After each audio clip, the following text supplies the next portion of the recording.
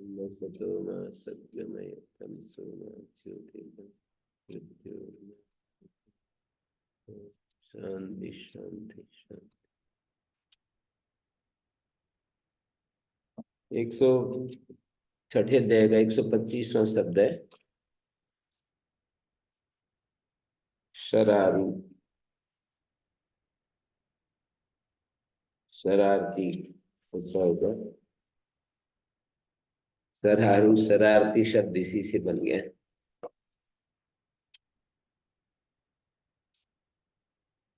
अवीराम मामयम शरारुम अभिमन्यते, अबलाम मामयम बालो अभिमन्यते संशिशरीषु। शरीर शरारु संशिशरीषु जिघांसु। श्री धातु से आरु प्रत्यय हो गया। इच्छार्थ, यहाँ इच्छा अर्थ किया गया है।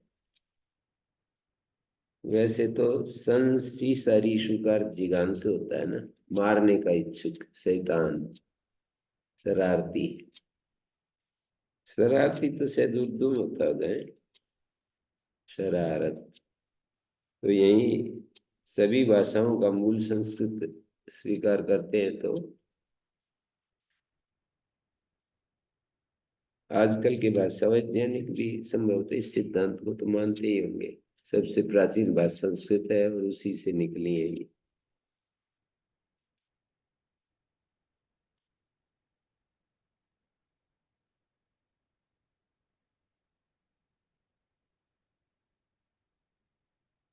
अवीराम युमामयम शरारुरभिमन्यते। इंद्र कह रहा है विश्वस्माद इंद्र उत्तरा। ये जो विश्वस्माद इंद्र उत्तरा, ये सारे मंत्रों में बहुत सारे मंत्र हैं। उन सब मंत्रों के अंत में ये सुनाई पड़ रहा है। इंद्र दो का संवाद है, एक मन है एक बुद्धि है। इंद्र की दो पत्नी है, ये समझ लो। ऐसे आलंकारिक वर्णन किया है। एक का नाम मन है और एक का नाम बुद्धि है। उन दोनों का शास्त्रार्थ दिखाया है, संवाद दिखाया है यहाँ पर। इस सूक्त में उस संवाद के माध्यम से बुद्धि एक बात कहती है, मन एक बात, भावनाएं कुछ कहती है, बुद्धि कुछ कहता है। तो अयम सरारु माम अबीराम इव अभिमन्यते, ये मुझे मारने की इच्छा रखने वाला मूर्ख मनुष्य मुझे अवीरा जैसा मानता है। अवीराम इव मन्यते, अबलाम इव मन्यते। अयम शरारु जिघांसु पुरुष है।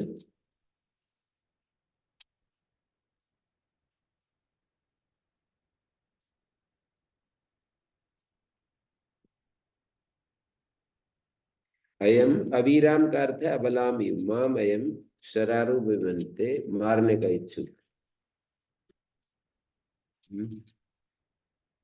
छठे अध्याय का 125वां से। माम अविराम अभिमन्यते, मुझे मारने की इच्छा रखने वाला मूर्ख मनुष्य मुझे अवीरा जैसा समझता है, अबला जैसा समझता है। उत अहम वीरिणी अस्मि, परंतु मैं तो वीरांगना हूं, वीरिणी अस्मि। इंद्र पत्नी, अपने आत्मा की रक्षा करने वाली हूँ, इंद्र पत्नी हूँ। और मरुत सखा, प्राण अपान आदि वायु मेरे मित्र हैं। मरुत सखा, वीरणी इंद्र पत्नी मरुत सखा अस्मि, विश्वस्माद इंद्र उत्तरा। मेरा आत्मा संपूर्ण प्राकृतिक जगत से ऊपर उठा हुआ है। विश्वस्माद इंद्र उत्तरा, ऊपर उठा हुआ है। सारे प्राकृतिक जगत से इंद्र ऊपर उठा हुआ है।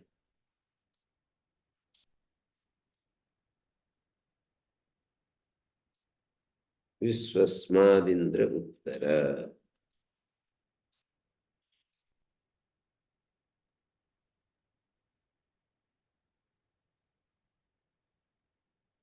कुछ आलंकारिक ढंग से बड़े महिमाशाली रूप में बड़े उससे रोचक तरीके से वर्णन किया है इस संवाद में। मन और बुद्धि के संवाद को प्रस्तुत किया है। इंद्र पत्नी है बुद्धि, और उसकी सपत्नी वो दूसरी जो है ना बुद्धि, कोई भी भावनात्मक रूप से उससे जुड़ जाती है तो वो कुछ ऐसा दिखाया है कि तू इसके पीछे मेरा मेरा संबंधी है ये। तो तब वो बुद्धि उसको तर्क युक्ति आदि दे करके और उसको निरस्त कर देती है कि नहीं। अर्थात भावना और बुद्धि में बुद्धि का प्राधान्य होना चाहिए ऐसा दिखाते हैं कुल मिलाकर। भावनाएं एक प्रकार के इतनी ज्यादा देर में मेरे को समझ में आई ये बात। बहुत मेरे को पहले से ही मेरे पिताजी कहते तू भावुक है। फिर मैंने कहा भावना तो अच्छी होती है। मेरे को इतनी देर में पता चला कि जो है ना भावना अच्छी नहीं होती है, ध्यान के द्वारा नियंत्रित होनी चाहिए। और भी कई लोग ऐसे कहते हैं भावुक है आप। मेरे को जब कोई भावुक कहता निंदित अर्थ में तो मैं उसको अच्छा लेता कि भावुक तो अच्छा होता है, भावनाओं से भरा हुआ, भरा नहीं जो भावों से, बहती जिसमें रस धार नहीं वो हृदय है। वो हृदय नहीं पत्थर है जिसमें कलेश का। हाँ ऐसे कुछ बोलते हैं ना। तो भावनाएं तो अच्छी हैं पर भावनाओं का एक वेग होता है, बस आदमी फिर ढीला पड़ जाता है उस वेग में। तो जो है ना वेग में जैसे बड़े बड़े प्रवचन में स्वामी जी सुनाते हैं, हमें ये करना है, देश को ऐसे ऊपर ले जाना है, उठाना है, तो भावनाओं में तो फिर वो आ जाते हैं, वो फिर ढीले पड़ जाते हैं। हमेशा भावनाओं में भरे रहने के लिए क्या करते हैं स्वामी जी जैसे लोग भी भावुक है पर वो हमेशा अपना टारगेट में भावनाओं को वो करते रहते हैं। कोई एक लक्ष्य के प्रति दृढ़ व्यक्तित्व होते हैं ना, जो लक्ष्य में संकल्पवान, ज्यादा संकल्पवान होते हैं, उनको बहुत ही यश कीर्ति प्रतिष्ठा सामर्थ्य ऐश्वर्य आदि दिखाई देता है ना, तो उन भावनाओं को सक्रिय रखते हैं। अपने आप तो उन भावनाओं में रहते हैं, दूसरों को भी लपेटते रहते हैं ना। तो भावनाएं यदि अच्छी है, यदि हमेशा बनी रहे, पर भावनाओं का एक वेग होता है, तो उसमें क्या हुआ कि वो जो ज्ञान है ना उसके द्वारा उन भावनाओं को ही अपना सारा सर्वस्व मान लिया, तो फिर वो भावनाएं विगत नहीं होती, भावनाएं खंडित नहीं होती। ज्ञान के द्वारा ना भावनाओं को हमेशा हमेशा अपने उसमें मान लिया, लक्ष्य में मान लिया।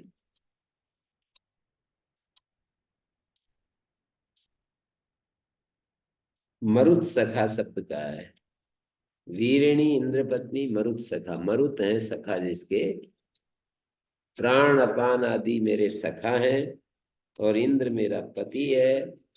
अविरामी माम अयम सरारुर अभिमन्यते।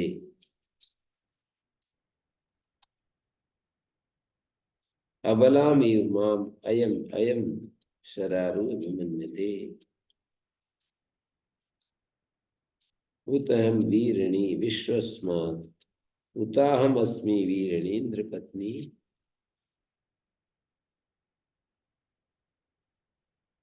10वें उसका है मंडल का मंत्र।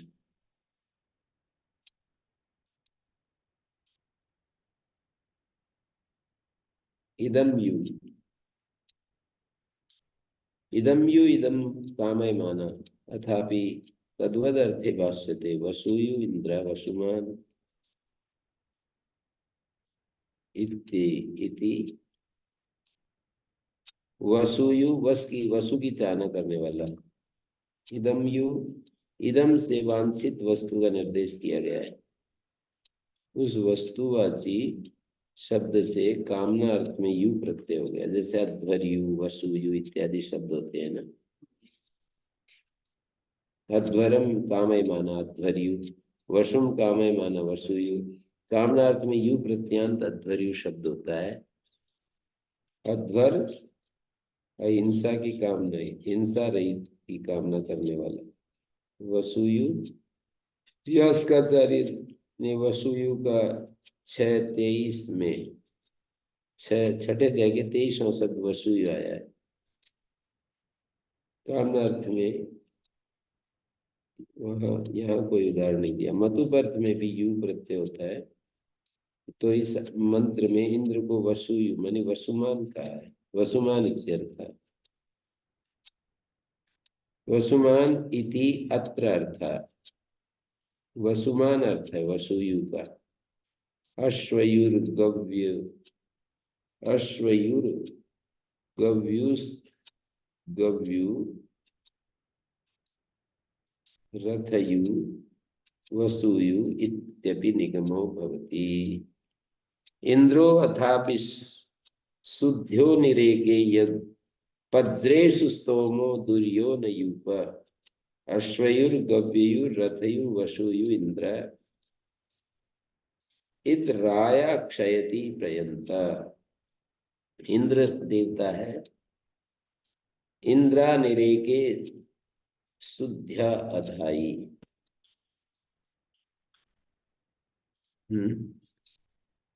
इंद्र देवता है। मंत्र का प्रतिपाद्य विषय देवता होता है।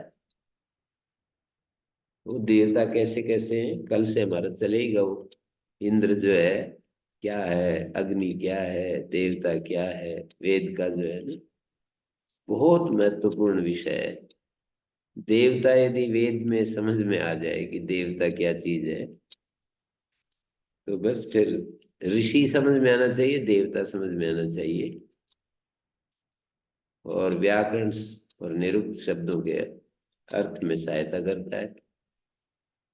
निरुक्तकार ने देवता को समझने की और मीमांसा, ये दो शास्त्रों ने देवता को समझाने की बड़ी महती कोशिश की है, बहुत बड़ी कोशिश की है कि वेद में देवता शब्द से क्या लेना चाहिए। मीमांसा में भी बहुत लंबा चौड़ा प्रकरण रखा है।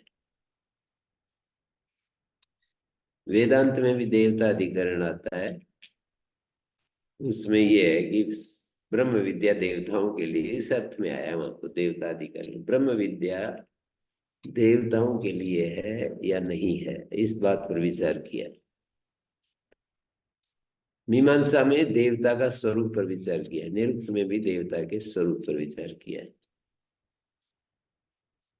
देवता विग्रहवान होते हैं या विग्रह रहित होते हैं, शरीरधारी होते हैं या शरीर रहित होते हैं, इस बिंदु पर भी विचार किया।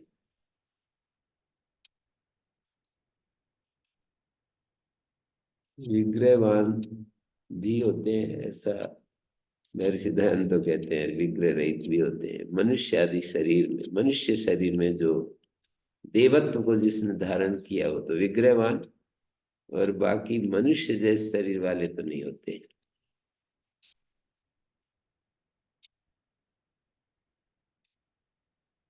मीमांसा का क्या निर्णय है इसमें? मीमांसा तो कह नहीं सकते पूरा।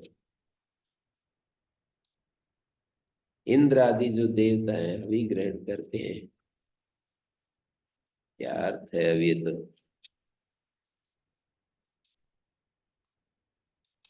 अलग से ये प्रश्न उठा करके पूछना पड़ेगा।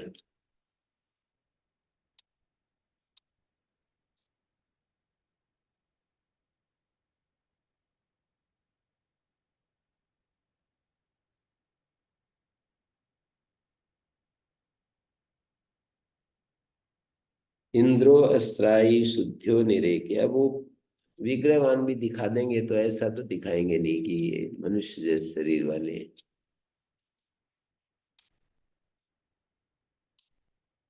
एक ही इंद्र सारे यज्ञों में उपस्थित हो जाता है अभी लेने के लिए। विग्रहवान भी दिखाए और फिर उसको सब यज्ञों में उपस्थित दिखाए तो कोई अलग प्रकार का शरीर होगा। व्याकरण के आकार की तरह नित्य होते हुए भी आराध्य प्रयोग कर लेता है। हम्म। व्याकरण के आकार की तरह नित्य और विभु होते हुए भी हर जगह प्रयोग हो जाता है। इंद्रो अस्त्राई शुद्ध्यो निरेके। इंद्र निरेके शुद्ध्य अथाई। अस्त्राई क्या है? अथाई अस्त्राई संदेह स्थल में। निरेख का अर्थ है संदेह स्थल में बुद्धिमानों का आश्रय ले। राजा जो है ना निरेके शुद्ध्या। शुद्ध्या सुधिया के अर्थ में शुद्ध्या है। सुधी शब्द था ना, उसको एरने का संयोग पूर्व सेनादेश हो रहा है। अनेकाची वर्णांत हो और संयोगपुर में ना हो प्रेरणादेश हो जाता है।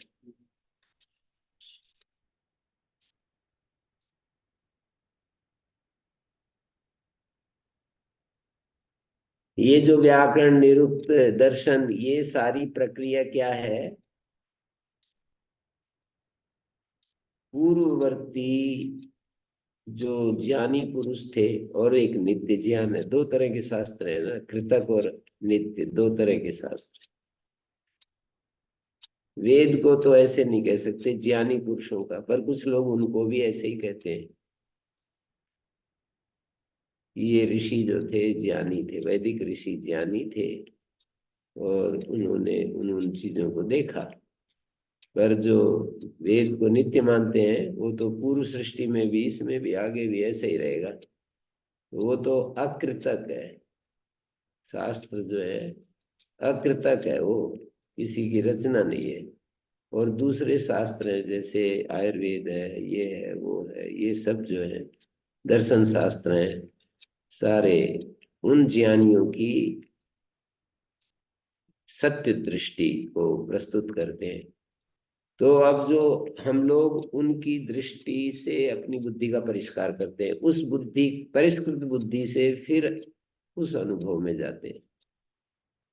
वे लोग भी किसी न किसी तरीके से अनुभव में पहुंचे, जिनको हम दर्शन शास्त्रकार कहते हैं, जिनको हम वेदों को छोड़ करके जितने भी ज्ञानी पुरुष हैं वो उसमें पहुंचे अपनी अनुभूति में। अपनी अनुभूति में जाकर के उसको सिंप्लीफाई किया या अपने अनुभवों को रखा। क्या जरूरत पड़ गई थी जब वेद थे ही? तो वही बात है, साक्षात्कृत धर्माणा ऋषयो बभूते असाक्षात्कृत धर्मभ्या मंत्रान संप्रादु। असाक्षात्कृत धर्मभ्या मंत्रान संप्रादु तेज है। और वे जो असाक्षात्कृत धर्मा था वे उपदेशाय ग्लायंतो, उपदेश के लिए ग्लानि करते हुए देखे गए कि ये तो भाई पकड़ में नहीं आ रही इनको। बिल्म ग्रहणाय वेदम च समाम नासीसु वेदम च वेदांगानी च। वेद और वेदांगों की उन्होंने फिर रचना कर दी। किन्होंने? इसको मेरे सिद्धांत यही मानते साक्षात्कृत धर्माओं ने। जो साक्षात्कृत धर्मा थे उन्होंने वेद और वेदांग, वेद का अर्थ है वहां पर व्याख्या, वेद व्याख्या, और वेदांग ब्राह्मण ग्रंथ आदि, आरण्य उपनिषद। और मूल जो है वो तो बस है ये पर विश्वास होना। इस पर कोई विश्वास हो जाए कि ये सदा है, आगे भी रहेंगे, ऐसे ही है, वेद के ऊपर पूरा भरोसा हो जाए कि ऐसा ही है। महर्षि दयानंद को तो ऐसा हो गया था, आचार्य शंकर को भी ऐसा हो गया था। तो इसलिए वो फिर पूरा विश्वास ही ऐसा हो गया कि ये तो ऐसा ही है, अस्तित्व है, इसमें कोई इधर उधर की बात है नहीं। तो एक क्रांतिकारी कदम उठाएंगे फिर ऐसे लोग। मेरे को भरोसा हो गया कि अग्नि जलाती है, तो मैं क्यों हाथ दूंगा। तो ऐसी ऐसी इनकी स्थिति थी। बाकी तो डगमग डगमग होते रहते हैं, विश्वास भी करते रहते हैं और पूरा जीवन को उतना सुंदर बना भी नहीं पाते। हम्म, विश्वास की कमी होगी बड़ी। तो वही है, भूल जाते हैं इच्छाओं के प्रवाह में, कामनाओं के प्रवाह में।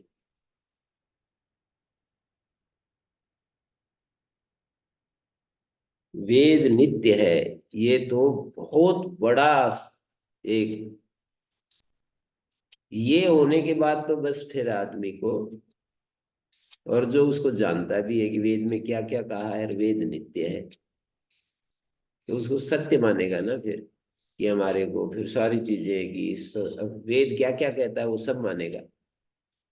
ये परमात्मा की बात करता है वेद, प्रेम की बात करता है वेद, निर्लोभता की बात करता है वेद, एकत्व की बात करता है वेद, शांति की बात करता है वेद, द्वेष रहित होने की बात करता है वेद, उग्रवादियों को दंड देने की बात करता है, फिर ये भी बात आएगी।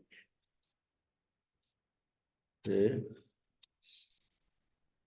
समष्टिगत जीवन को अपनी स्वेच्छाचारिता में कोई बाधित करे तो उसको बलपूर्वक रोकने की बात करता है। समझता है नहीं और वो अपना स्वच्छंदता को छोड़ता नहीं, समझ में आती नहीं और स्वच्छंदता को छोड़ता नहीं, तो बलपूर्वक रोकने की बात करता है। वे चातुर्वर्ण की बात करता है, वेद धर्म अर्थ काम मोक्ष की बात करता है, वेद ज्ञान योग भक्ति योग कर्म योग राजयोग की बात करता है। हम्म, और वेद चार वर्णों की, चार आश्रमों की बात करता है। इतना सारा सब मानना पड़ेगा। हम्म, वेद मुक्ति की बात करता है कि मुक्ति का भी एक जीवन है, और वेद व्यावहारिक जीवन को सुंदर जीने की बात करता है। व्यावहारिक जो जीवन है हमारा, वो प्रेम पूर्ण, सहयोग पूर्ण और संतोष पूर्ण होना चाहिए, ये बात करता है।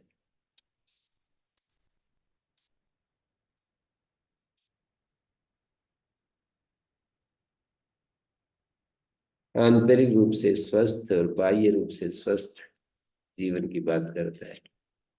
ये तो अनेक अनेक समुद्र की तरह है, कहीं कुछ आ जाता है कहीं कुछ आ जाता है। अस्मा भवतु नस्तनु, ये भी आ गया देखो, शरीर को मजबूत बनाने की बात कर दी। अस्मा भवतु नस्तनु, हमारे शरीर पत्थर जैसे दृढ़ हो। अस्मा का अर्थ पत्थर होता है, पत्थर जैसे दृढ़ हो हमारे शरीर। तो एक ही वाक्य में कितनी सारी बातें ऐसे थोड़ी हो जाएंगे दृढ़, 100 बातें वो करनी पड़ेगी पत्थर जैसे दृढ़ बनाने के लिए।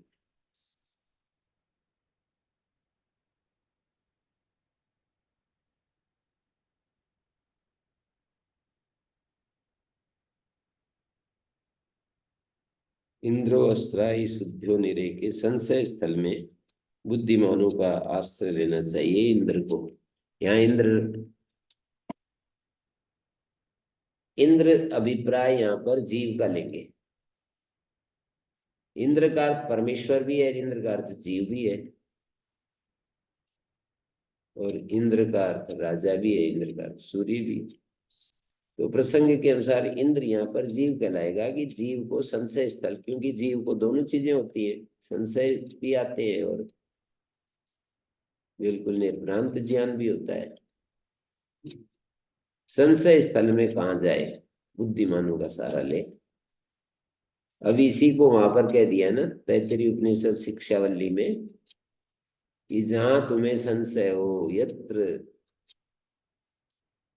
वो उसमें आया है ना दीक्षांत भाषण में जो देते हैं, ये जहां तुम्हारे को संशय हो, यत्र धर्म कामा अलूक्षा, ऐसे शब्द बोले जो रूखे नहीं है, अरूक्षा, सहृदय है, और युक्ता आयुक्ता धर्मिष्ठा, यथा ते तत्र यथा तत्र वर्तेरन तथा तुम वर्तेत, जैसे वो करते हैं वैसे तुम भी करो संशय स्थलों में। मर्यादाओं में रहने की बात करता है वेद, पीछे एक मंत्र में आया था, सप्त मर्यादा कवयस्त तक्षुता सामयिकामेदभ्यम होगा। 7 मर्यादाएं हैं, उनमें एक भी यदि तोड़ता है तो पापी हो जाता है। तो वेद मर्यादा, मर्यादित जीवन की बात करता है। तो ये सारी चीजें वेद के मानने वाले को स्वीकार करनी होंगी, यदि वो मान रहा है कि वेद नित्य है और ये नित्य ज्ञान है, और इस ज्ञान से ही जीवन आध्यात्मिक दृष्टि से उन्नत होता है। ऐसा जो स्वीकार कर लेगा तो कैसे कर सकता है दूसरी बात। और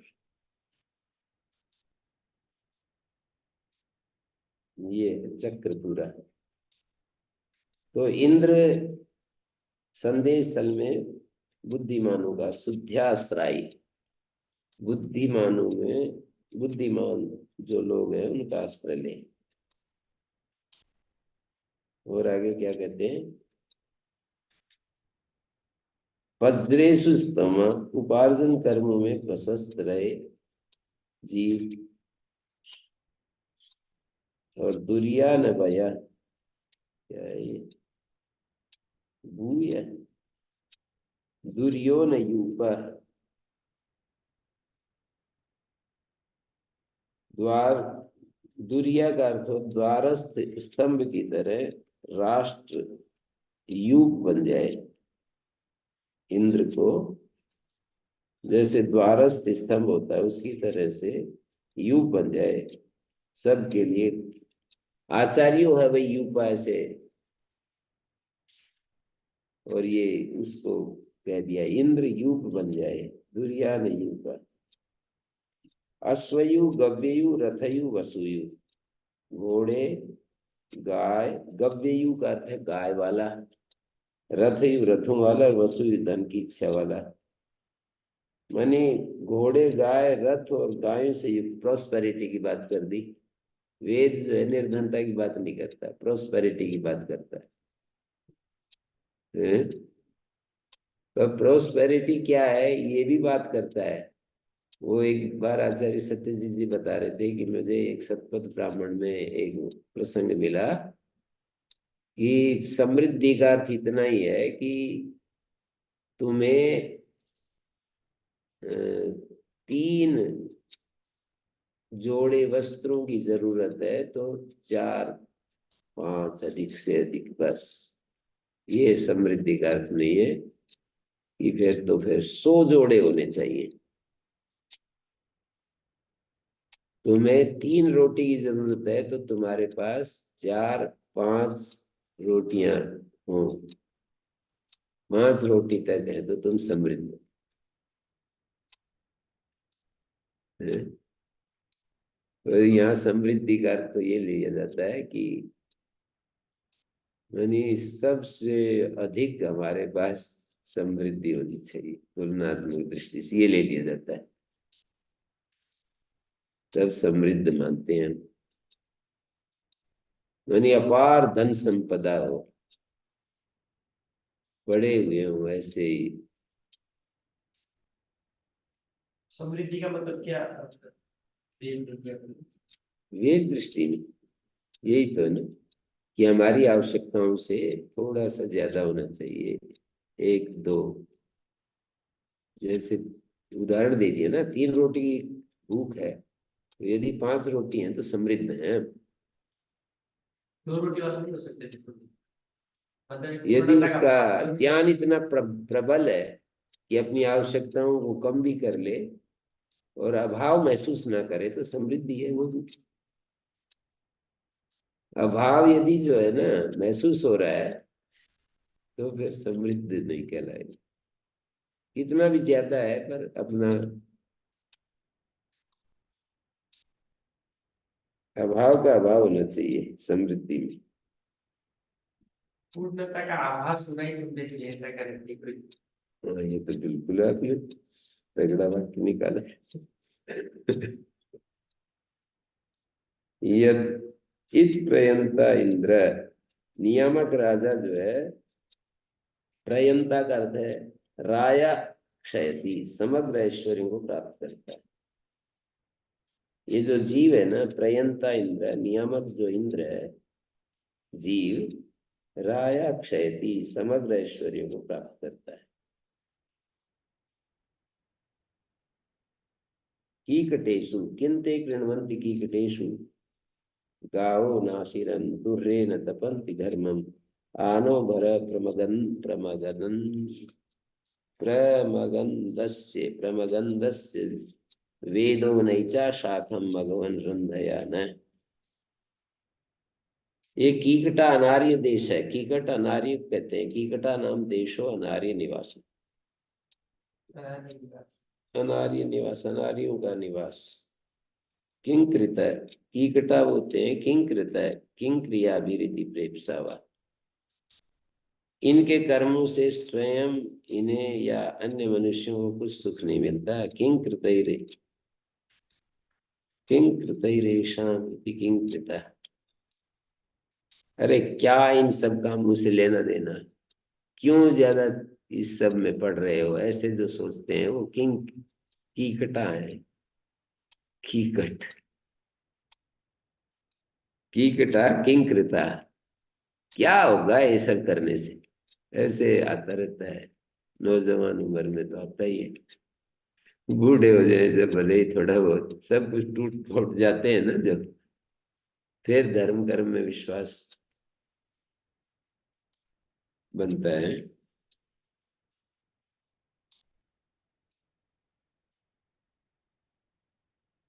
विश्वास करने का जब समय होता है, तब इतना ज्यादा ऊर्जा इच्छाओं की मांग में रहती है, पूर्ति, इच्छाओं की पूर्ति में रहती है कि बुढ़ापा लाने वाले काम सब के सब होते रहते हैं नौजवान उम्र में।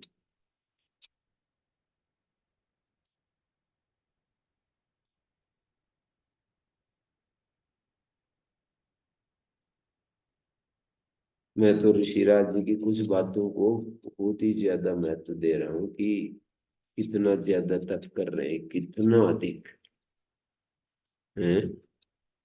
जैसे इस कुछ मामलों में बहुत ही ज्यादा तप कर रहे हैं और वर्षों से करते चले जा रहे हैं। जैसे उनका हमारे गुरु जी की जो पद्धति है, उस वो वो तो नहीं, भोजन को मैं पकड़ूं तो कितना ज्यादा तप कर रहे हैं ना। कैसे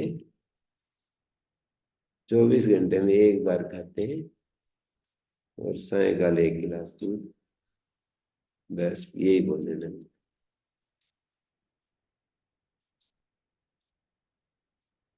कमाल करती है। स्थान को नहीं छोड़ते, ये भी जबरदस्त तप है उनकी। हैं?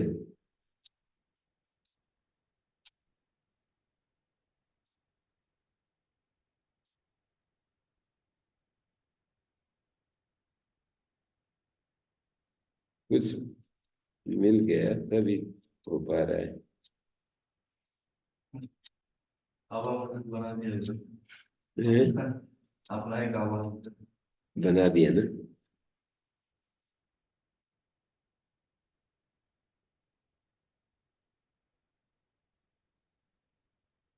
स्वामी जी के पास तो मैंने भेजा था एक बार, लूरगढ़ वाले स्वामी जी के पास। फिर बता रहे मैंने दूसरा व्यक्ति नहीं देखा इतना तेजस्वी आभा मंडल वाला। ये रिमार्क दे रहे थे। मैंने इस बार पूछा "वह आप स्वामी जी को कैसा देखा"। बोले मैंने पहली बार ऐसा देखा कि मनुष्य का ऐसा जो है इतना वो होता है। मेरे ध्यान में कोई दूसरा व्यक्ति आया नहीं अभी तक।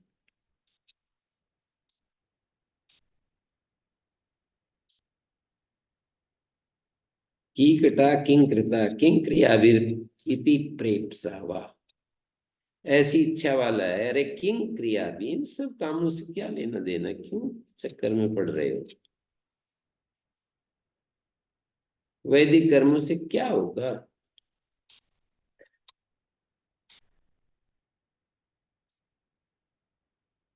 नैव चाशिरम द्वे न तपन्ति धर्मम हर्म्यम। जिनके अभिप्राय से है ना कि वैदिक कर्मों से क्या होगा, तो उनको किंकृत कहते हैं। किंकृति की कट बन गया।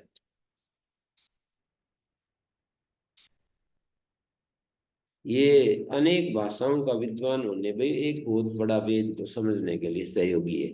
ये विद्वान जो जिसकी पुस्तक में आर्य समाजी व्याख्याकार हैं चंद्रमणि जी, ये पाली रत्न कहलाते हैं। पाली के विद्वान थे, तो जगह जगह दे देते हैं कि पाली में भी यही कीकट रूप मिलता है। पाली भाषा में भी कीकट ही मिलता है इसके लिए। किंकृत कोई कीकट।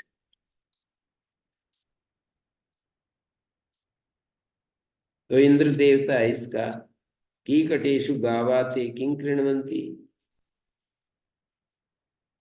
हे जीव, इधर इन्होंने राजा परक अर्थ किया है, तो मैं जीव परक भी कर सकता हूँ, परमेश्वर परक भी। प्रसंग के अनुसार यदि जीव परक लगता है तो हे राजन, अनार्य देशों में गायें आपका क्या उपकार करती हैं। हमारी इंद्रियां गायें हैं, और अनार्य देश यही है कि इंद्रियों के विषय जहाँ इंद्रियों को नहीं जाना चाहिए। इस तरह से मंत्रार्थ होगा। कीकटेषु, ऐसे अनार्य देश, ऐसे इंद्रियों के लिए, गायों के लिए जो ऐसा देश है, वो तुम्हारा क्या, किंते कृण्वन्ति, तुम्हारा क्या उपकार करेंगी ये गायें।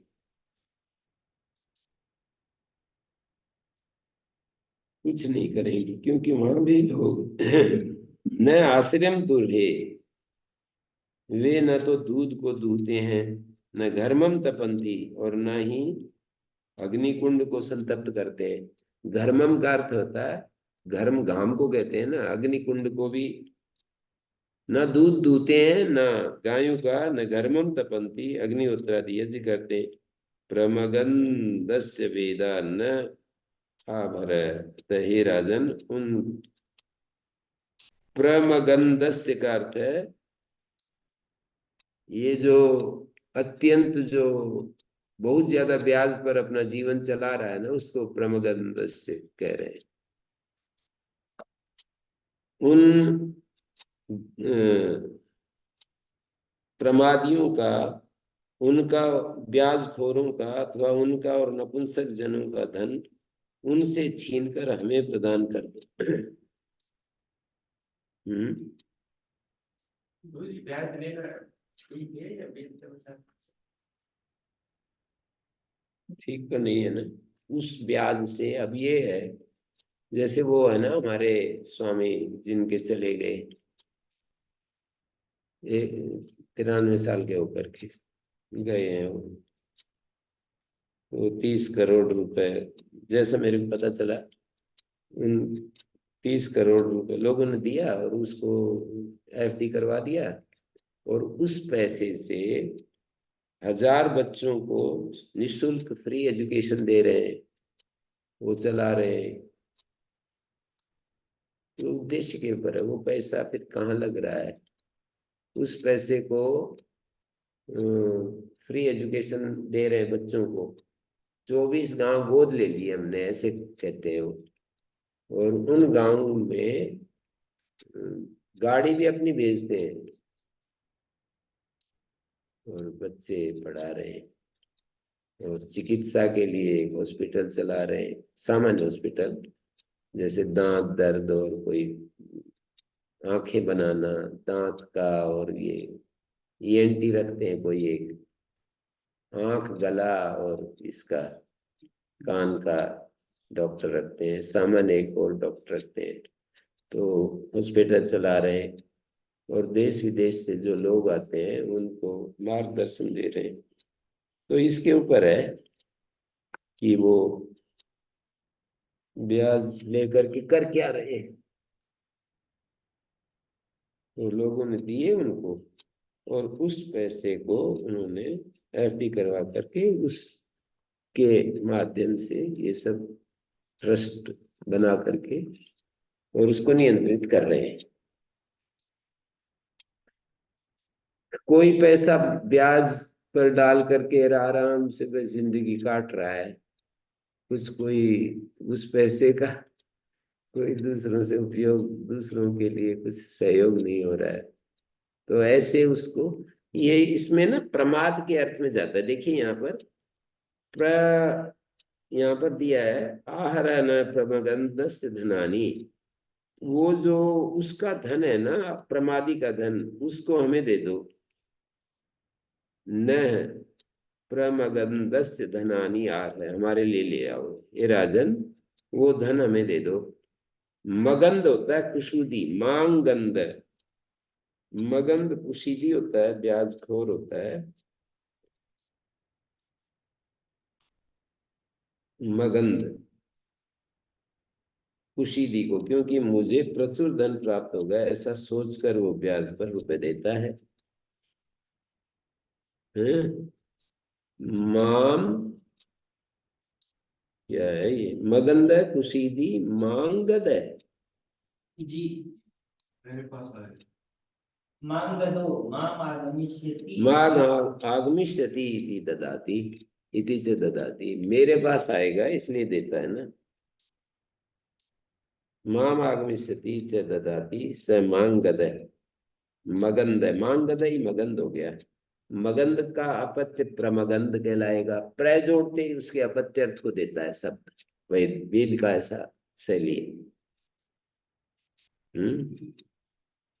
यो अत्यंत कुशीली कुलीन प्रमद को वा, यो अयमेव अस्ति लोको न पराइति प्रेप्सु पंडको वा, प्रमादी प्रमदक प्रमकत प्रमगंध, यही जन्म है, पर जन्म कोई नहीं है। जो इस प्रकार से विचार करता है उसको प्रमगंध कहेंगे।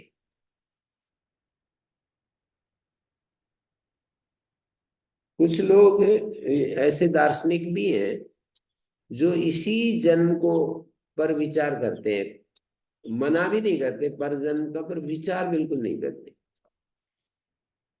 जैसे मुझे लग रहा है, जितना मैंने पढ़ा है, कृष्णमूर्ति जैसे पर जन्म की बात बिल्कुल नहीं करते, पर इसी जन्म को सुंदरता से ज्ञान पूर्ण जीने की बात करते हैं। वैसे भी है, इस जीवन को पूरा सौंदर्य से आनंद से भरा हुआ जीना है, दूसरों को हानि न पहुंचाते हुए ऐसे से। तो ये तो जो इस प्रकार से विचार करते हैं वो प्रबंधन कहेंगे। पंडक नपुंसक, पंडम निष्फलत्वम, निष्फलत्यम गच्छति प्राप्नोति पंडक, प्रार्ध का पंडक जो ये है, प्रार्धक प्रार्थयति अंडव, पंडक पंडक प्रार्थको वा प्रार्थयति अंडव, अंडव आणी इव क्रीडयति तस्तंभे, तस्तंभे आणी, नैचा सखा, नीचा सखा, नीचे सखा शाख है, शाखा ये शक्ली धातु से बनता है। नैचा नीचा शाखो, नैचा शाखा, शाखा शक्नोते आणिर अरणात तन्नो मघवन रंधये, तन्नो मघवन रंधये। हे मघवन, हमारे में से अवनत वंश को चलाने वाले अनार्य को सब तरफ से अपने वश में कीजिए। नैचा शाखम, हमारे में से अवनत वंश को चलाने वाले अनार्य को, नैचा शाखम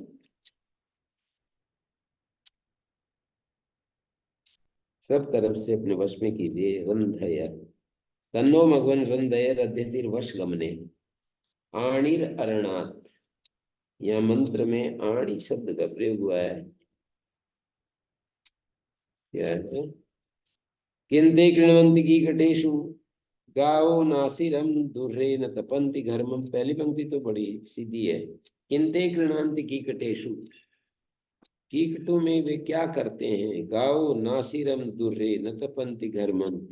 आनो भर प्रमगन प्रमगंधस्य वेद। वेद का अर्थ धन है। विद्युली लावे धातु से वेदा धन का वाचक हो जाएगा। नैचा शाखम मघवन रंधया न, छंदस दीर्घ हो रहा है। रंधया, रंधय शब्द को दीर्घ हो गया तो रंधया न, हमारे को वश में कर दो। नैचा शाखम, नैचा शाखम शब्द का अर्थ होगा नीचा शाखा, नीचे ही शाखा। नैचा शाखम का अर्थ है नीचा शाखा, और उसी का बन गया नैचई शाखा। शाखा शक्नोते, शाखा को शाखा क्यों कहते हैं? शक्नोते। तो पंडका पंडग प्रार्धको व प्रार्धयति अंडव। अंडव क्यों कहलाता है? आणी इव व्रीडयति, क्रीडयति नहीं, लज्जयति, व्रीडयति, व्रीड लज्जा अर्थ में ना। तस्तंभे तव इति आंडव। आणी से क्या अभिप्राय है, ये तो इन्होंने कह दिया कि इसका पता नहीं चल रहा।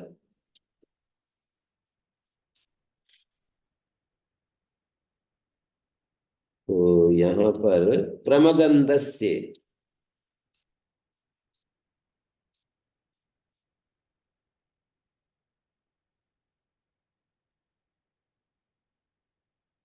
गति का हानिकारक इसमें तो लिखा है गति के नहीं, रथाक्ष धूलि लिखो। रथ के अक्ष में जो कील लगाते हैं ना, हैं? रथ के एक्सल में जो धुरा होता है, अक्ष तो धुरा ही होता है, उसमें जो कील लगाते हैं आणी। मेदिनी के हिसाब से, पता नहीं मेदिनी कोई किताब है, मेदिनी कोश, उसके हिसाब से है। मेदिनी कोश है। और विरीडयति लज्जयति,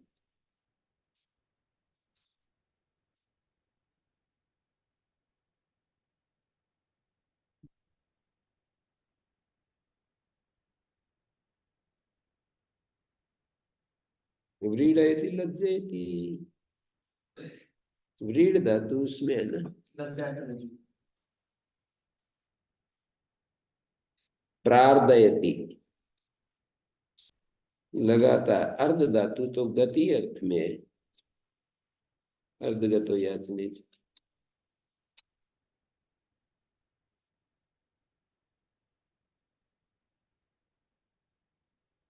तन्नो मघवन, वेद शब्द यहाँ पर धन, प्रमगंधस्य में वेद है, प्रमादियों का जो धन है। और इनका भी है, प्रमगंध का अर्थ है वो भी है, नपुंसक अर्थ भी है ना। नपुंसक जनों का धन, उसको हमें प्रदान कीजिए। अर्थात कहने का अभिप्राय है, राजा की व्यवस्था होनी चाहिए कि ऐसे लोगों का धन अच्छे कामों में लगाए। बुंद ईश्वर भवती, बुंद बाण को कहते हैं। भिंदो व भयदो व आसमानो द्रवती दिवा। बिंद विधिर विदारणे, ये शत्रु को चीरता है। भयदा, भय देने वाला है। भयम ददाति, भीम ददाति इति भिद बुंद, भीम ददाति इति भिद बुंद। ये बड़े भासमान और द्रवती तेजस्वी वेग से चलता है। तो मंत्र है तु वीक्षम ते सुकृतम सुमयम धनु साधुर्बुंदो हिरण्यया, साधुर्बुंदो हिरण्यया उभाते बाहुरण्या सुसंस्कृत ऋदु, ऋदु पेचित ऋधु वृधा, तो वीक्षम बहुविक्षेपम महाविक्षेपम वाते सुकृतम सुमयम सुसुखम धनु, ते सुकृतम सुमयम धनु तो वीक्षम। इंद्र देवता है मंत्र का। हे राजन, तेरा सधा हुआ और प्रजा को सुख देने वाला धनुष, ते सुकृतम सुमयम धनु। सुकृतम का अर्थ है, तु विक्षम का अर्थ है बहुविक्षेपम महाविक्षेपम, सुख देने वाला धनुष, बहुत बाणों के फेंकने वाला। बहुविक्षेपम महाविक्षेपम, बड़ी दूर तक बाण छोड़ने वाला। सुमयम का अर्थ है सुसुखम, मय सुख का नाम है। सुकृतम और सुमयम, सुमयम में जो सु शब्द है वो तो दीर्घ हो गया है, छांदस दीर्घ हो रहा है। मय शब्द सुख का वाचक है। धनु की बात है, अर्थात तुम्हारे जो साधन है, तुम्हारा सदा हुआ प्रजा को सुख देने वाला जो धनुष है। सुकृतम सुमयम धनु तुवीक्षम, बहुत दूर तक बाण फेंकने वाला, बड़ी दूर तक बाण चलाने वाला। तुवीक्षम बहुविक्षेपम महाविक्षेम वाते सुकृतम सुमयम सुसुखम धनु। साधु, साधु का अर्थ है साधयिता ते बुंदो हिरण्यया, तेजस्वी बाण अभीष्ट सिद्धि कराने वाला है। बुंद मनी बाण, हिरण्यया स्वर्णमय है ये। उभौ ते बाहु रण्या सुसंस्कृता, रण्य का अर्थ है रमणीय संग्राम्य, संग्राम में संग्राम के योग्य।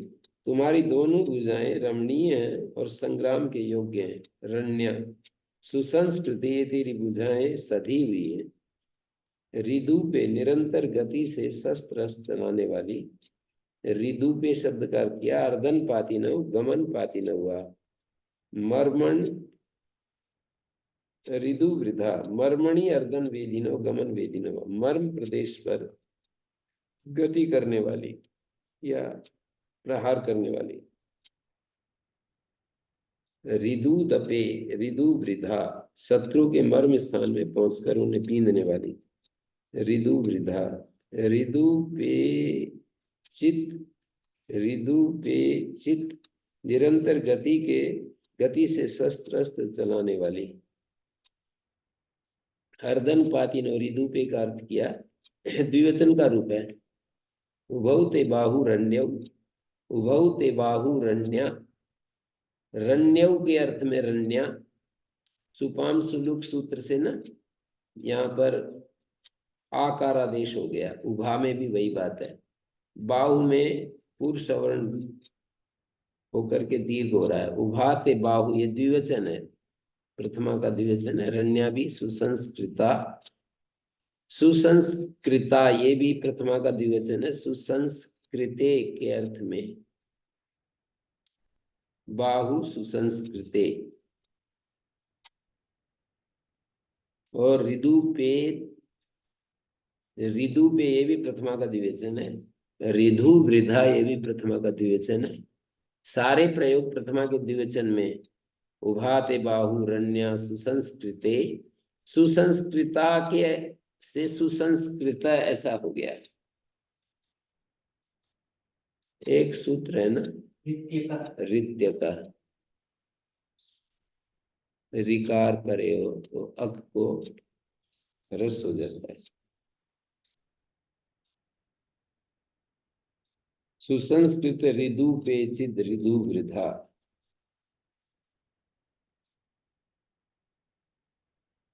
सुसंस्कृता शब्द है, प्रथमा का द्विवचन। सब जगह कहीं पुरुष वर्ण हो जाता है, कहीं आ हो जाता है। विभक्ति को समझने के लिए वहां उभौ ते बाहु रण्यौ सुसंस्कृतौ और रिदु पे और रिधु वृद्धा। रिधु वृद्धा मर्मणि अर्धन वेदिनौ गमन वेदिनौ वा। रिधु वृद्धा अर्धन वेदिनौ गमन वेदिनौ। वृद्ध धातु वेधन अर्थ वाली है यहाँ पर। और चित्त जो शब्द है ना, ये सप्तमी के अर्थ में बता रहे हैं। सुपाम सुलुक से लुक हो रहा है मर्मणि, मर्म स्थान पर। और अर्धन पातिनव गमन पातिनव, ये रिदुपे का अर्थ है। पत धातु से डै प्रत्यय करके और रिदु अर्धन पातिनव गमन पातिनव। अर्ध पत ड और उ का आगम कर दिया। रिदु सुमय सुसुख, मय सुख को कहते हैं। साधु साधयिता, रण्य रमणीय, सांग्राम्य। और तुविक्षम बहुविक्षेपम, तो यहाँ तुविक्ष बहुविक्षेप वाला। बुंद धनुष और अनवगत संस्कार है ये बुंद शब्द। भिंद धातु से या दो दो धातु भयम ददाती थी, भयदा और बुंदा बन गया। तो इस तरह से इसको निराविद्यत गिरिभ्य आधारयति पक्वमोदनम इंद्रो बुंदम स्वाततम। ये दूसरा मंत्र दे दिया। निराविद्यत निर्विद्यत गिरिभ्य आधारयत इंद्र बुंदम स्वाततम। सूर्य अपनी रश्मि बाण को फैलाकर बुंदम स्वाततम गिरिभ्य पक्वम ओदनम, मेघों में से पके हुए मेघ को। गिरिभ्य पक्वम ओदनम निराविद्यत बीनता है। सूर्य अपनी रश्मि बाण को फैलाकर बुंदम स्वाततम गिराविद्यत गिराविद्यत निरविद्यत। अच्छा, मैंने गलत पढ़ लिया। निराविद्यत गिरिभ्य आधारयति पक्वम ओदनम। निराविद्यत का बीनता है। गिरिभ्य पक्वम ओदनम, मेघों में से पके हुए मेघ को। ओदन शब्द का अर्थ यहाँ पर ओदनम, ओदनम है। ओदनम, ओदनम का अर्थ है मेघ को। ओदन का अर्थ है उदक दानम मेघम। आधारयत पक्वम ओदनम, आधारयत पक्वम ओदनम। ओदनम उदक दानम मेघम, उदक दान ओदन बन गया। उदक दान का ओदन मेघम इंद्रो बुंदम स्वाततम। स्वाततम शब्द का अर्थ है बुंदम। इंद्र अपने रश्मि बाण को, रश्मि रूपी बाण को उसने, इंद्र ने फैलाया हुआ है। स्वाततम, अच्छे तरह फैलाया हुआ है।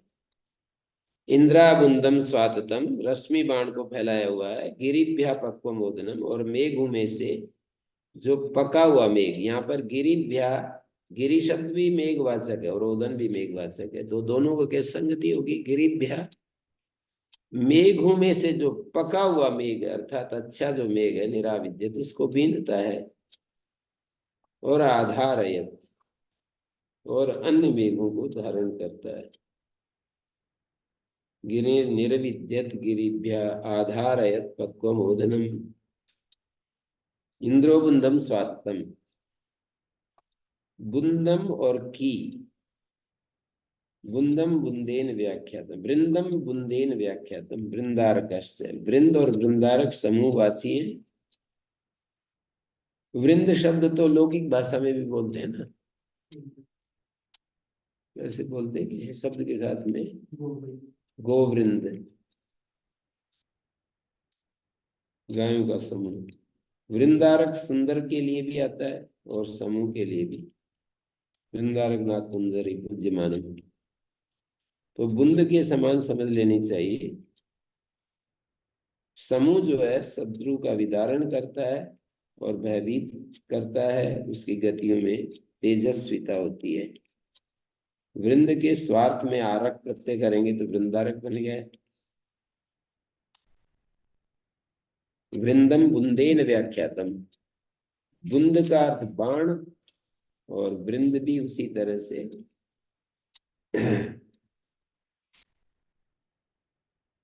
अयम यो होता, सूर्य को पेड़ इंद्र इसके वाले में सूर्य बुंदम ईश्वर भवती, बुंद। इंद्र बचेगा सूर्य। हाँ, इंद्र जो है वो तो सूर्यदेव कहीं सूर्य है, कहीं राजा है, कहीं जीव है, कहीं परमात्मा है। ये जो इंद्र धनुष्य बन रहा है वही है सूर्य के कारण। चार इंद्र के चार अर्थों को जहां भी जो संगत होता है, वो जीव भी हो सकता है, परमात्मा भी हो सकता है। सूर्य, विद्युत और राजा, पांच अर्थ हो गए। एक आत्मा भी बताई। हाँ, तो आत्मा तो जीव के लिए मैं बोल रहा हूँ। कहीं विद्युत, कहीं सूर्य, पांच अर्थ हो गए। सूर्य, विद्युत, राजा, आदि भौतिक अर्थ राजा, आध्यात्मिक अर्थ जीव या परमात्मा, आदि दैविक सूर्य या विद्युत।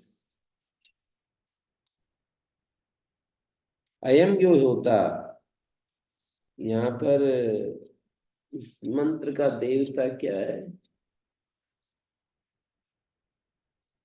क्या देवता है इसमें? अयम यो होता ऋचिकस्य अग्ने विश्वेषां देवानां संवाद। ऋचि ऋचिकस्य ऋचिक देव, ऋचिकस्य देवस्य।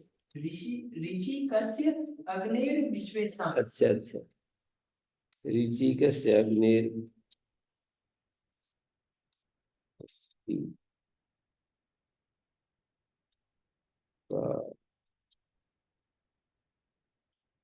योयम होता स यमस्य की, जो ये हवन साधक अग्नि है,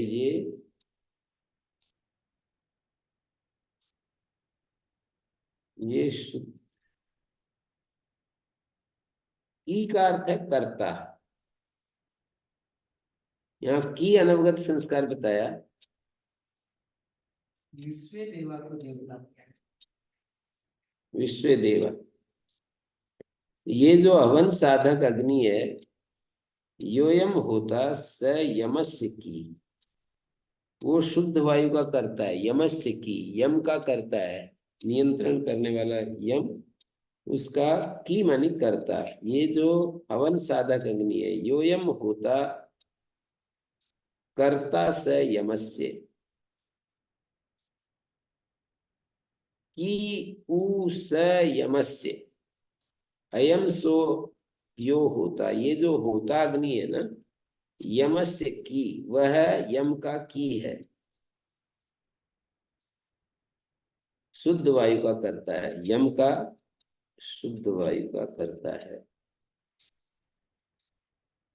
कमपि अन्नम अभिवहति यत् समश्नुवन्ति देवा, कमपि ऊहे यत् समजन्ति देवा। समजन्ति देवा, देवता यत् कम अपि ऊहे, ये अग्नि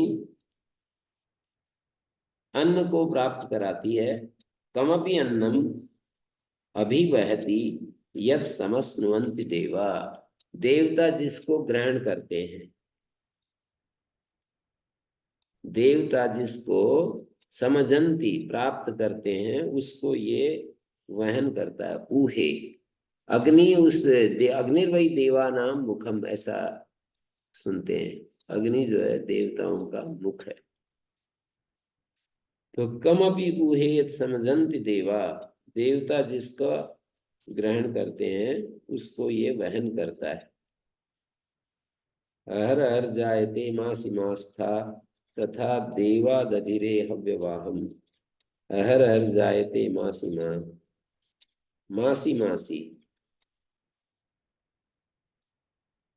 अहर अहर जायते मासी मासी, ये यज्ञाग्नि प्रतिदिन प्रतिमास और प्रतिपक्ष में पैदा होता है ना, जैसे वो करते हैं। दर्श पौर्णमास तो पक्ष में होता है और मासिक अग्निहोत्र होता है, प्रतिदिन भी होता है।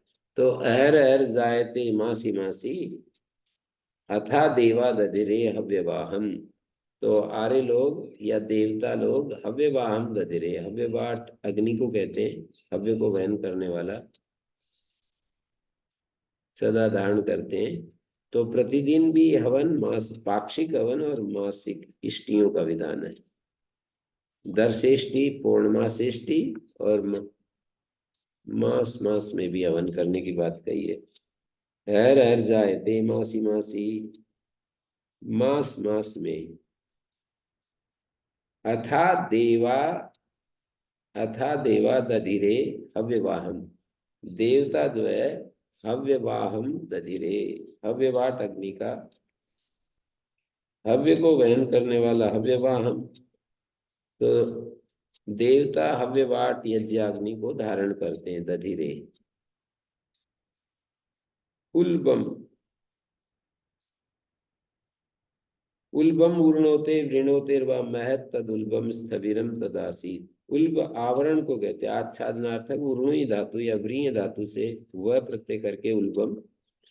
महत तदुल्बम स्थविरम तदासीत येन आविष्टिता प्रतिवेविशिथाप विश्वा पश्यत बहुना ते अग्ने जात वेदस्तन्वो देव एका।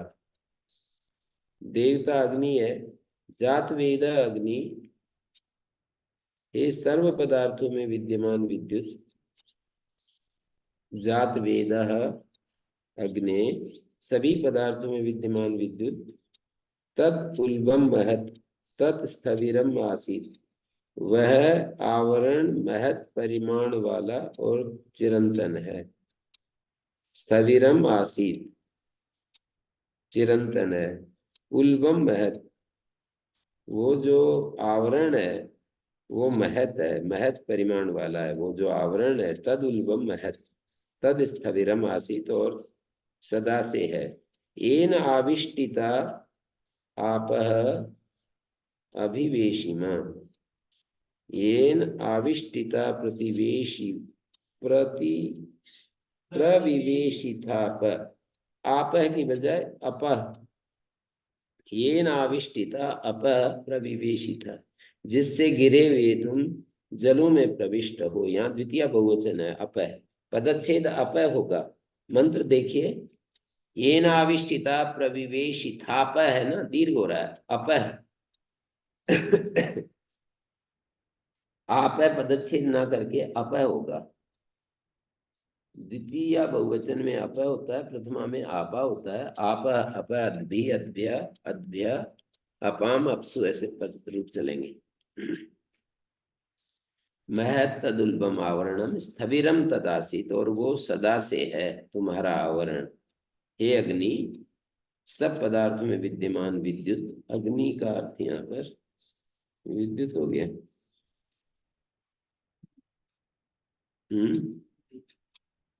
ऊपर वाले मंत्र में भी जो ये हम कह रहे थे ना, देवता क्या होना चाहिए, तो अग्नि देवता अयम यो होता कि रुरस यमस्य कमपि हुए समझंति देवा, अग्नि देवता है उसका भी।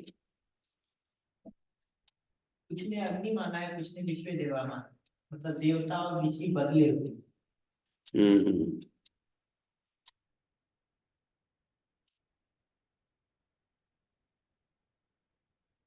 तो महत तदुल्बम स्थविरम तदासीत येनाविष्टिता प्रविवेशित अपह, जिससे आविष्टित हुए, आविष्टिता घिरे हुए तुम जलों में प्रविष्ट हो। कौन? अग्नि।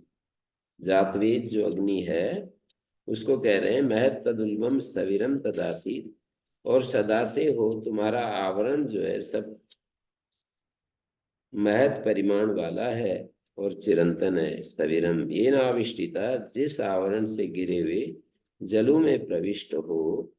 ते विश्वा तन्वा, तेरे सारे शरीरों को एका देवा बहुधा अपश्यत, कोई बड़ा देव, एक देव ने अनेक रूपों में देखा है। विश्वा अपश्यत बहुधा ते अग्ने जातवेदा, हे जातवेद अग्ने, तन्वो देव एका, तुम्हारे शरीरों को एक एव विबभूव सर्वम, एक ही सब में ओत प्रोत हो रहा है। तो कोई एक देव ने तुम्हारे को, तन्वो तुम्हारे अनेक शरीरों को देखा है। महत्तदुल्बम स्थविरम तदासीत एनाविष्टिता प्रविवेशित अपर, विष धातु का प्रविवेशित रूप है, मध्यम पुरुष एक वचन। विश्वा, विश्वा का अर्थ है विश्वानी अपश्यत बहुधा ते अग्ने, विश्वा तन्वा। अच्छा, विश्वा जो है तन्वा से जुड़ रहा है, सर्वाह तन्वा स्त्रीलिंग का रूप है, नपुंसकलिंग नहीं है।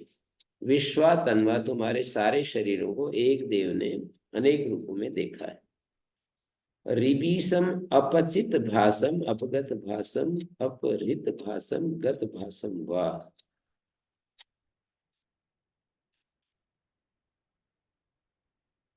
ऋबीस पृथ्वी को कहते हैं, अपचित भासम ऋबीस, अपचित भास, अपगत भासम, अपहृत भासम, अंतरहित भासम, ये सब गत भासम।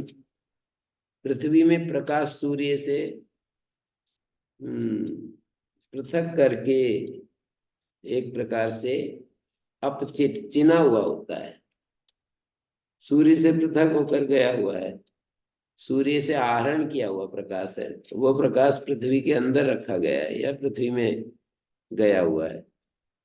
इन सब निर्वचनों में सिद्ध है कि पृथ्वी स्वयं प्रकाशमान नहीं है, उसका प्रकाश, उसमें जो प्रकाश है वो सूर्य का प्रकाश है जो दिखाई देता है। मानी दो चीजें होती हैं, एक प्रकाशक और एक प्रकाश्य। तो अग्नि प्रकाश्य है, सूर्य प्रकाशक है। तो रिवीसम अपचित भासम, भास जो है उसका अपचित है, कहीं से लेकर के रखा हुआ है।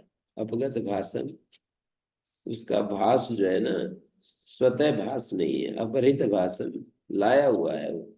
गत भासम हिमेन अग्निम घ्रंसम अवारयेथाम पितुमतीम ऊर्जम अस्मै अधत्तम ऋबीसे अत्रिम अश्विनावती अश्विनावनिल अश्विना अश्विनौ अनीतम पुण्यन्यथु सर्वगणं स्वस्ति।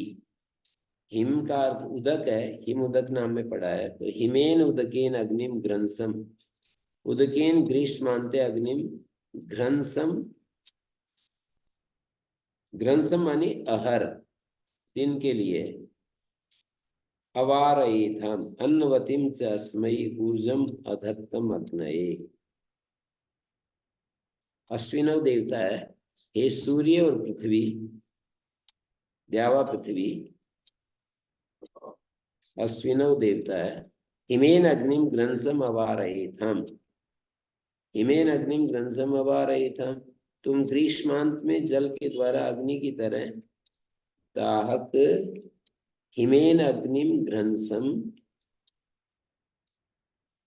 जल के द्वारा अग्नि की तरह दाहक गर्मी के दिनों को दूर करते हो। अग्निम घ्रंसम अवारयेथाम ऋबी से अवनीतम अत्रिम पुण्यन्यथु, ऋबी से अवनीतम अत्रिम उन्निन्यथु, पृथ्वी के अंदर गई हुई जो अग्नि है, ऋबी से अवनीतम अग्निम, अत्रिम अग्निम, अंदर गई हुई अग्नि को ऊपर निकाल देते हो। उन्निन्यतु ऊपर निकाल देते हो। सूर्य और पृथ्वी दोनों को संबोधन करके कह रहे हैं कि ऋबी से अत्रिम, अत्रिम मानी अग्निम, योयम ऋबी से पृथिव्याम अग्नि अंतरौषधि वनस्पतिषु, अग्नि जो औषधि वनस्पतियों और जलों के भीतर है। पृथिव्याम अग्नि तम पुण्यन्यथु, उसको बाहर निकाल देते हो। सर्वगणम सर्वनामानम गणो गणनाथ गुणश्च, गण जो है गणना करने से और गुण से गण कहलाता है। दोनों धातुओं से गण और गुण दोनों शब्द संख्यानार्थक गण धातु से निष्पन्न होते हैं। दोनों गणनीय होते हैं, गुण भी गणनीय होता है और गण भी, समूह भी गणनीय होता है। गणा नाम तो गणपति में हवा में। और गुण संख्यातार्थक गण धातु से निष्पन्न होते हैं।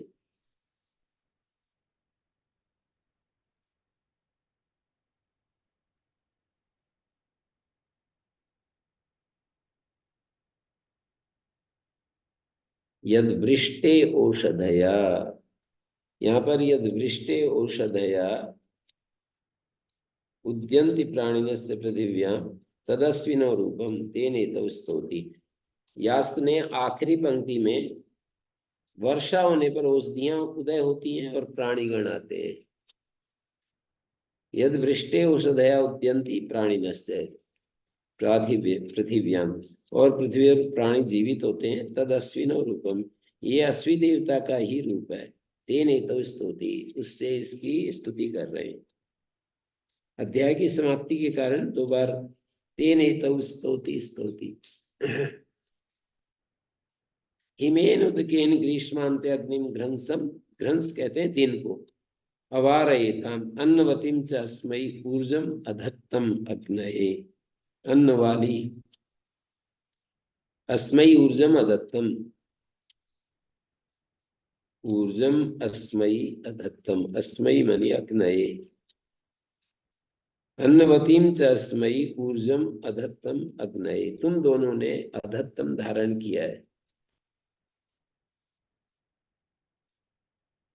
हिमेन अग्निम ग्रंसम अवारयितम, एक बार पितुमतीम ऊर्जम, अन्न वाली ऊर्जा को अस्मयी अधत्तम, अस्मि अस्मयी अग्नये अधत्तम, तुम दोनों ने इस ऊर्जा को, अन्न वाली ऊर्जा को अस्मयी अग्नये अधत्तम, इस अग्नि अग्नि के लिए तुमने इस ऊर्जा को, अन्नवती ऊर्जा को धारण किया है। सर्वगणम स्वस्ति, सब प्राणियों का कल्याण होता है, जिससे कि सर्वगणम सर्वनामानम, सबका भला होता है। अब यास इसका सार दे रहे हैं नीचे। योयम रिबी से अत्रिम अश्विनो पृथिव्याम अग्निरंतरौषधीषु अपसु तम उन्निन्यतु सर्वगणम सर्वनामानम, गणो गणनात् गुणश्च यद वृष्टे औषधया उद्यन्ति प्राणिनस्य पृथिव्यां तद अश्विनो रूपम। ये अश्विनव देवता का ही तो रूप है, और उससे उसकी स्तुति की जा रही है।